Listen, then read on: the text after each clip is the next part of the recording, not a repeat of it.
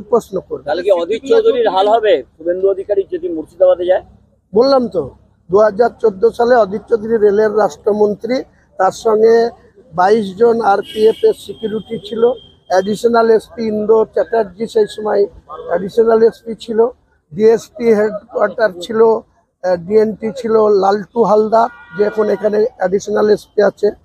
এরকম করে তাবড় তাবড় গৌতম রায় সিআই ছিল, আর 4টে থানার অফিসার ছিল, পুলিশ লাইনের প্রচুর অফিসার ছিল। একটা হুমায়ুন কবির তার লোক বল নিয়ে অধীর চৌধুরীকে 2.5 ঘন্টা দুপুর 12টা থেকে 2:30টার পরে, তাও আবার মুখ্যমন্ত্রীর হস্তক্ষেপে ছেড়েছি, কোনো কারো কথাই ছাড়িনি। আচ্ছা, বলছি আরেকটা লাস্ট, সেটা যে শান্তনু মহারাজ যে তার যে ঠেক হচ্ছে সেটা আপনার এলাকায় বেলডাঙ্গাতে, কার্তিক মহারাজ, এই কার্তিক মহারাজ তার তো বেলডাঙ্গাতেই মূল জায়গা, বেলডাঙ্গায় আছে, এতে আছে, ঔরঙ্গাবাদে আছে।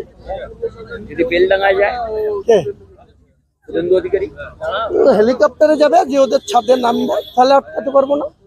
হেলিকপ্টারে গিয়ে ওখানে ল্যান্ড করতে বলবেন, ওই ভারত সেবাশ্রমের অনেক জায়গা আছে, হেলিকপ্টারে গিয়ে ওখানে নামবে, আর বাই রোড গেলে রুকবো।